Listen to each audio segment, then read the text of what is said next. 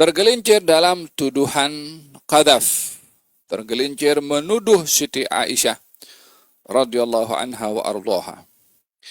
Katanya, laula ja'u alaihi bi arba'ati syuhada. Jika mereka yang menuduh Siti Aisyah seperti Hasan bin Thabit dan beberapa sahabat Nabi yang lainnya, termasuk kaum munafikin yang terlibat atau otak yang menyebarkan isu dusta ini, kalau mereka tidak mendatangkan 4 orang saksi, maka mereka itu digolongkan oleh Allah dalam golongan orang-orang yang berdusta. Yakni ayat berbicara tentang hukum qadhaf. Hukum qadhaf, qadhaf artinya melempar orang lain dengan tuduhan zina. Bahkan melempar orang lain dengan tuduhan liwat. Baik itu melempar secara jelas, terang kalimatnya, atau secara kinayah bila dimaksudkan adalah tuduhan zina. Seperti kata-kata mengatakan kalimat jelas seperti zina, atau mengatakan anak zina, atau menyebarkan dengan kata ataupun dengan rekaman atau dengan video kalau fulan ada hubungan sulit dengan fulana. Bila kata-kata itu merujuk kepada zina, maka ia dikatakan qadhaf. Dia berbeza dengan tuduhan seperti tuduhan mencuri contohnya, atau tuduhan memfitnah selain daripada fitnah zina. Tuduhan-tuduhan walaupun palsu, walaupun tidak benar, tapi selain daripada zina. Maka qadhaf tertumpu kepada tuduhan kepada orang lain, baik itu laki-laki atau perempuan, dengan tuduhan zina atau liwat. Katanya dalam Al-Quranul Karim, Allah Subhanahu wa Ta'ala berfirman tentang orang yang berbuat qadhaf, hendaklah dihukum sebanyak 80 kali. Bahkan dilaknat di dunia, belum lagi adab di akhirat. Innal ladzina yarmuna al-muhsanatil ghafilatil mu'minatil lu'inu fid dunya wal akhirah wa lahum adzabun 'adzim. Sesungguhnya orang yang melempar perempuan-perempuan lain yang beriman, yang menjaga marwahnya, perbuatan menuduh itu dilaknat kepada mereka menuduh di dunia dan juga di akhirat, serta mendapatkan adab yang besar. Yakni di dunia dapat laknat, di dunia disebat, di akhirat mendapatkan adab. Tentunya bagi mereka yang tidak bertaubat kepada Allah Subhanahu wa Ta'ala. Bagi orang yang beriman, bila dijatuhi hukuman qadhaf dengan disebat sebanyak 80 kali, maka sebatan itu sudah merupakan satu kafarah baginya. Tapi bagi orang-orang munafik yang menafikan kalau mereka menuduh walaupun mereka terlibat dalam tuduhan, atau mereka disebat di dunia terkekal dalam keadaan munafiknya tidak beriman dan tidak bertaubat, maka di akhirat pun akan diazab sekali lagi. Demikian dosa orang yang qadhaf. Oleh hadza dalam hadis Rasulullah sallallahu alaihi wasallam, jauhilah oleh kamu 7 perbuatan yang membinasakan, yang menghancurkan kamu. Yang pertama, syirik kepada Allah. Yang kedua, membunuh orang yang tidak bersalah dengan sebab yang tidak benar. Yang ketiga, riba, makan riba. Yang keempat, sihir, yakni orang yang dia pergi ke bomoh untuk menyihir orang lain. Yang kelima, lari daripada peperangan. Yang keenam, makan harta anak yatim. Yang ketujuh, qadhful muhsinat, orang-orang yang menuduh dan melempar orang lain, yaitu perempuan, yang dia adalah bersih daripada tuduhan tersebut. Uh, tuduhan ini baik kepada laki-laki atau perempuan lah, hanya dalam ayat ini dituduhkan kepada perempuan disebabkan merujuk kepada apa yang berlaku kepada Siti Aisyah dengan tuduhan yang kepada beliau. Dan banyaknya hal-hal seperti ini dilakukan oleh perempuan, maka diambil sebutan perempuan kan membabil ghalabah, karena banyaknya hal ini berlaku kepada mereka. Pada zaman itu banyak hal-hal yang terjadi yang menyentuh tentang marwah dilakukan oleh perempuan, sehingga dinisbahkan kepada mereka walaupun bukan khusus kepada perempuan, tapi laki-laki juga termasuk bila menuduh atau dituduh, ia termasuk daripada hukum qadhaf. Laula ja'u alaihi bi'arba'ati syuhada'a fa in lam ya'tu bi syuhada'i fa ulaika indallahi humul kadzibun. Kalau mereka tidak mendatangkan 4 orang saksi, maka mereka di sisi Allah termasuk orang-orang berdusta. Hatta mereka itu bersaksi dengan kesaksian yang benar. Jika tidak lengkap 4 orang saksi, maka akan dituduh atau akan dikategorikan orang yang bersaksi tadi menjadi orang yang berdusta, karena tidak cukup syarat 4 orang saksi dalam menyaksikan kepada seorang yang dituduh dengan perbuatan zina. Di sini menunjukkan betapa seriusnya tuduhan zina kepada orang lain. 1, dilaknat oleh Allah. 2, diazab oleh Allah. 3, tidak diterima kesaksiannya, tak boleh menjadi saksi. Yang 4 adalah dihukum dengan qadhaf seperti disebutkan dalam ayat tadi. Walaula fadlullahi alaikum wa rahmatuhu fid dunya wal akhirah lamassakum fi ma afadtum fihi adzabun azim. Kalau bukan oleh kerana anugerah daripada Allah kepada kamu dan rahmat Allah kepada kamu di dunia dan juga di akhirat, maka kamu akan dihukum dan diazab oleh Allah disebabkan perbuatan kamu dalam menyebarkan maklumat dan informasi yang tidak jelas. Fima afadtum fihi adzabun azim. Kalau bukan oleh kerana anugerah dan rahmat Allah kepada kamu di dunia dan juga di akhirat, pastinya Allah akan mengadab kamu disebabkan oleh kerana kesalahan memindahkan informasi yang tidak jelas. Yani ayat ini ingin memberitahukan bagaimana kita menyikapi info atau khabar yang ramai zaman kita sekarang menjadi korban kepada informasi. Allah Subhanahu wa taala mengingatkan kepada kita dalam Al-Qur'anul Karim, wa idza ja'ahum amrun minal amni awil khawfi adha'u bihi walau radduhu ila ar-rasuli wa ila ulil amri minhum la'alimahu alladhina yastanbitunahu minhum. Jika mereka mendengar khabar tentang keamanan atau keresahan, yakni ada khabar negara kita aman atau ada khabar negara kita akan diserang. Contohnya, ada 2 berita sampai kepada kita masyarakat di sini. Lalu kemudian adza'u bihi, terus berita itu disebarkan. Adakah mendengar berita dan menyebarkannya dengan segera tanpa memastikan berita itu benar atau tidak, sahih atau tidak? Adakah sikap ini ada sikap terpuji atau sebaliknya? Allah Subhanahu wa taala menegur kepada mereka yang segera menyebarkan tanpa memastikan dengan mengingatkan, walau radduhu ila rasuli wa ila ulil amri minhum la'alimahu alladhina yastanbitunahu minhum. Yani kalaulah mereka ketika mendengar khabar itu merujuk kepada Rasul dan kepada ulil amri, Rasul di masa hidupnya. Setelah Rasul tidak ada lagi Nabi untuk dirujuk berkenaan dengan berita. Jadi kepada siapa kita memastikan? Kepada ulil amri.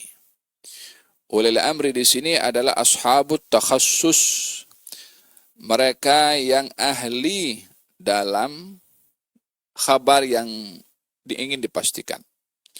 Bila ingin memastikan khabar bila Ramadan masuk atau hari raya, maka tanya kepada mereka yang takhasus, yang pergi tengok anak bulan, pergi tengok rujuk kepada mereka ahli di kementerian bertanggung jawab. Jangan merujuk kepada yang bukan ahlinya. Saya dah tanya kepada ustaz tuh. Ustaz tak pergi tengok situ. Macam mana rujuk kepada ustaz yang bukan ahlinya? Ulil amri ashabut takhassus. Bila datang berita ingin memastikan bahwasanya tentang hal-hal terkait dengan negara dan visa, ya kita tanya kepada mereka yang takhassus dalam bidang itu. Jangan tanya kepada yang lainnya. Setiap masalah yang ingin kita memastikan, dilihat kadar masalah ini adalah merujuk siapa yang ahli untuk memberikan jawaban. Bila itu terkait dengan ekonomi, rujuk kepada pakar ekonomi. Bila itu terkait dengan masalah hukum hakam syarak, rujuk kepada ulama. Bila terkait dengan kedokteran atau virus dan seumpamanya, rujuk kepada ahlinya, kepada dokter dan seumpamanya. Jadi diserahkan kepada ashabut takhassus, kepada mereka yang ahli dalam bidang tersebut. Walau radduhu ila rasuli wa ila ulil amri minhum. Hendaklah mereka mengembalikan kepada Rasul atau kepada ulil amri. La'alimahu alladhina yastanbitunahu minhum. Walaula fadlullahi alaikum. Kalau bukan oleh kerana anugerah Allah kepada kamu, yaitu dengan memaafkan. Kalau bukan oleh kerana anugerah Allah dan rahmat Allah kepada kamu, yaitu dengan diberi hidayah untuk insaf.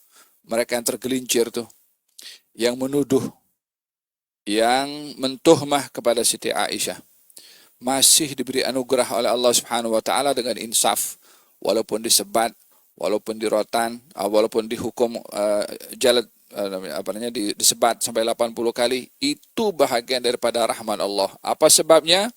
Karena sebatan itu menjadi pengampunan dosa kepada orang itu, sebatan itu untuk menginsafkan orang itu, sebatan itu menjadi peringatan kepada orang lain untuk tidak tergelincir dengan melakukan perbuatan menuduh kepada orang yang tidak bersalah.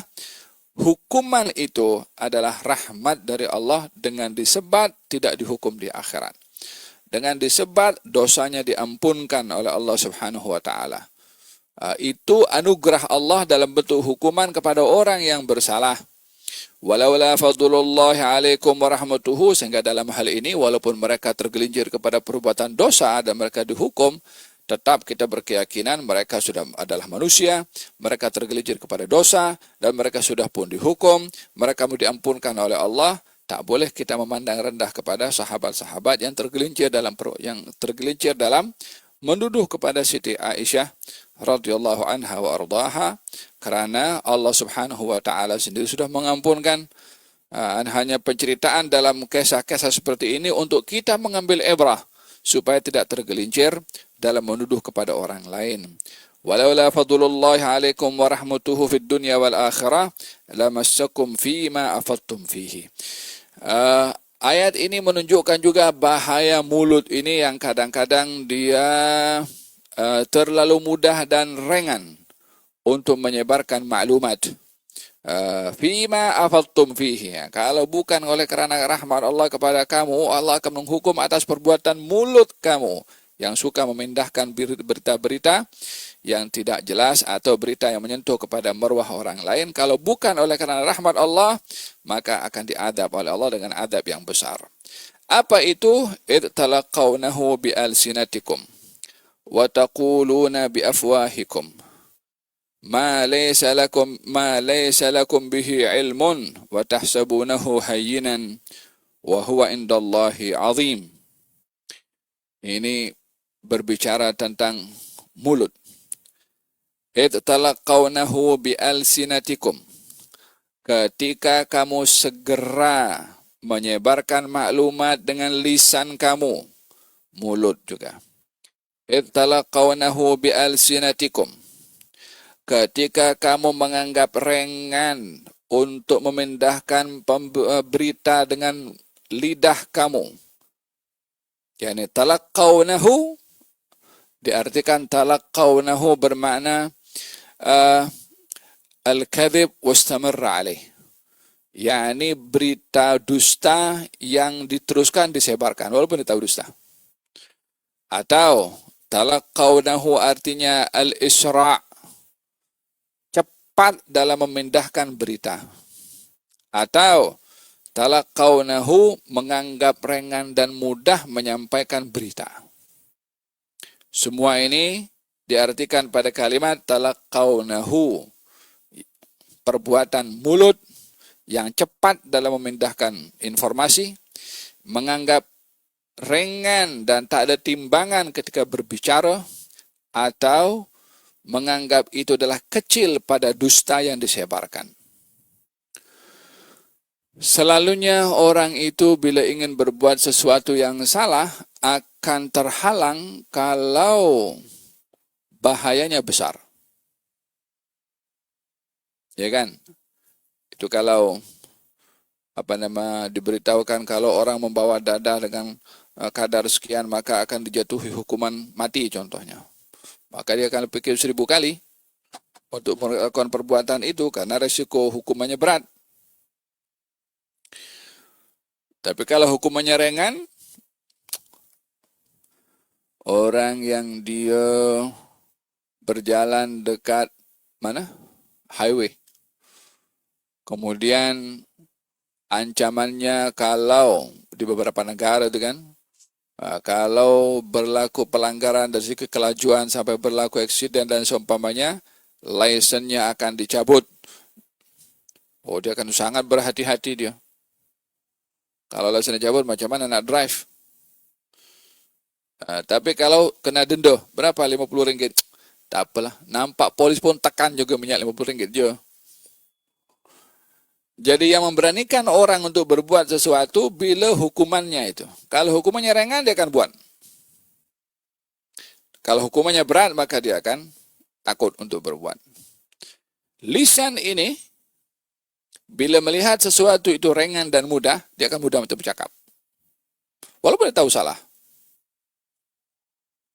Tapi kalau hukumannya berat, dia akan pikir 1000 kali untuk bercakap. Idh talaqawnahu bi'alsinatikum.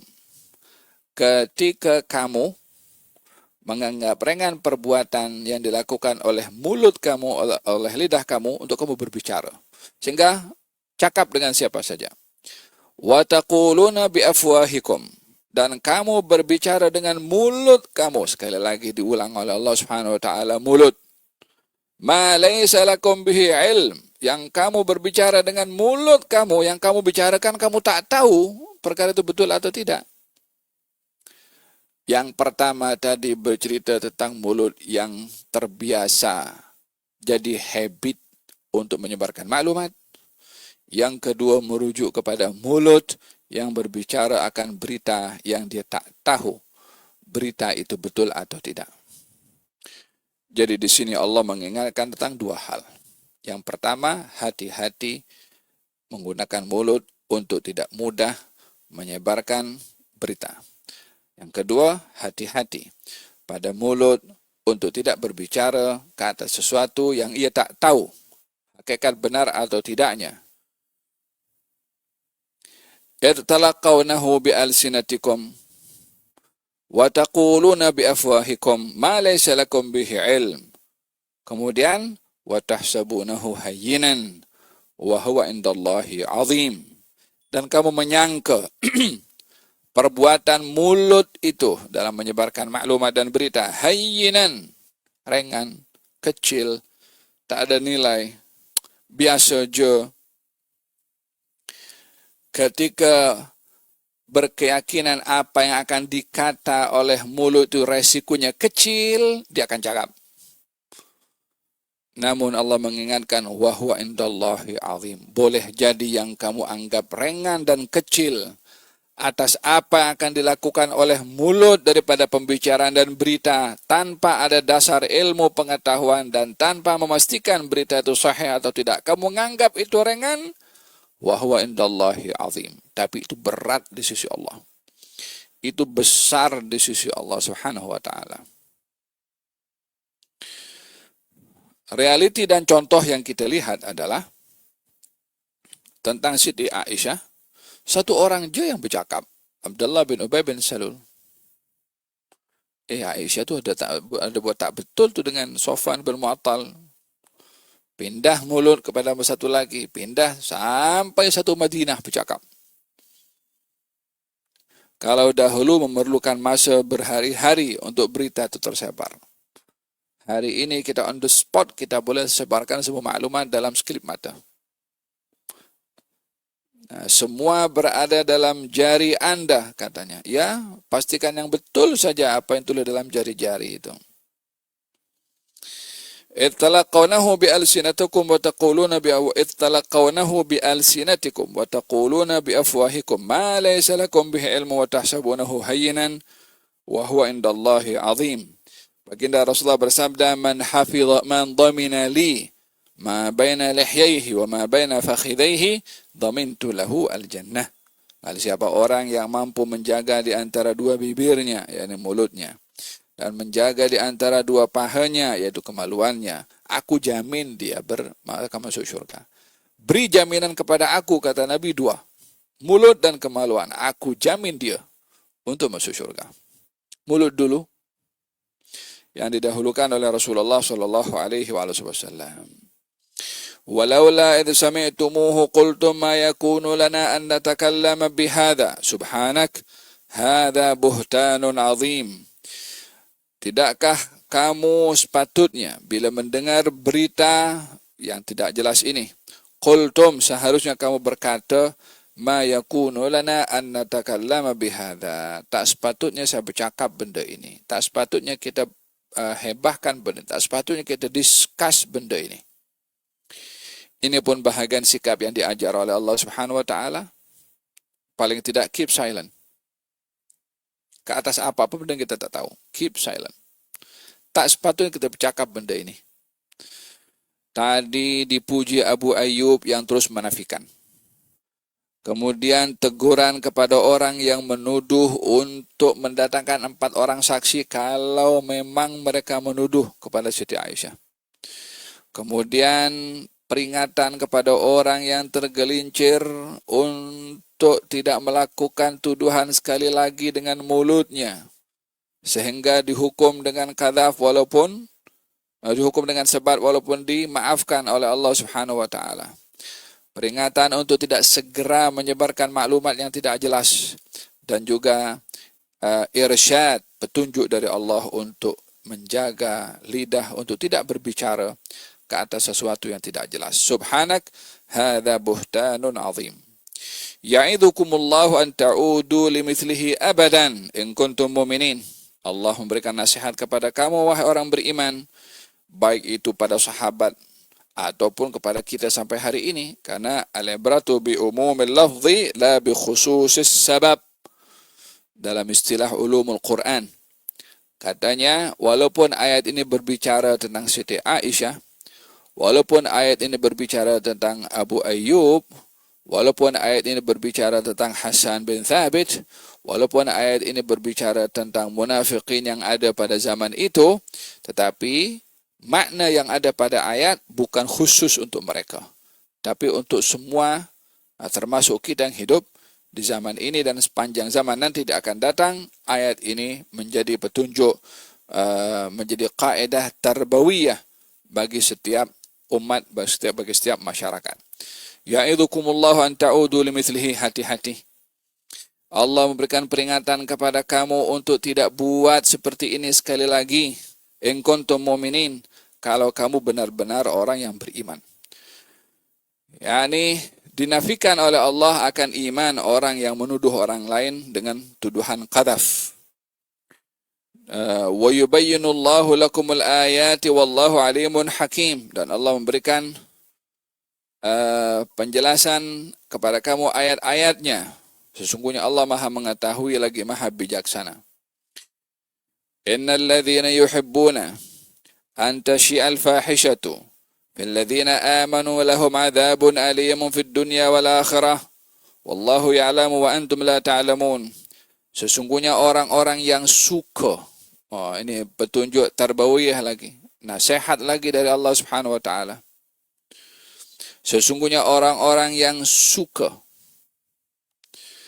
an tashi'al fahishatu, untuk tersebar perbuatan keji.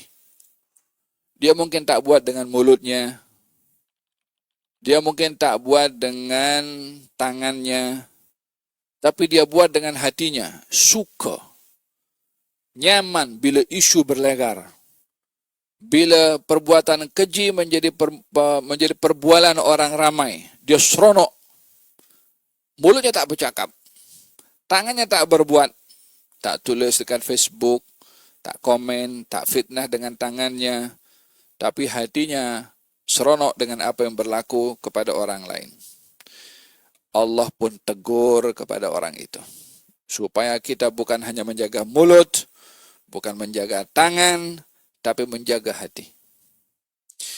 Innal ladzina yuhibbuna an tashi'al fahishatu, sesungguhnya orang-orang yang suka, gembira, seronok an tashi'al fahishah, perbuatan keji tersebar. Fil ladzina amanu, terhadap orang-orang beriman. Suka tuduhan kepada orang beriman tersebar. Suka fitnah kepada orang beriman menjadi perbualan. Suka saja. Mereka yang suka akan hal yang sedemikian, lahum adzabun alim. Bagi mereka azab yang pedih. Itu yang suka. Bagaimana yang berbuat? Bagaimana yang memfitnah? Bagaimana yang share? Saya tak fitnah, saya share je. Sama. Tak ada di situ Allah mengatakan kecuali yang share saja tak dihukum. Suka saja kena hukum, apalagi share. Innal ladzina yuhibbuna an tashi'al fahishatu bil ladzina amanu lahum adzabun alim. Orang-orang yang suka perkara keji ini tersebar kepada orang-orang beriman, bagi mereka azab yang pedih. Di mana? Fid dunya wal akhirah. La ilaha illallah. Di dunia dan juga di akhirat. Wallahu ya'lamu wa antum la ta'lamun. Sesungguhnya Allah Maha mengetahui, sementara kamu tidak mengetahui.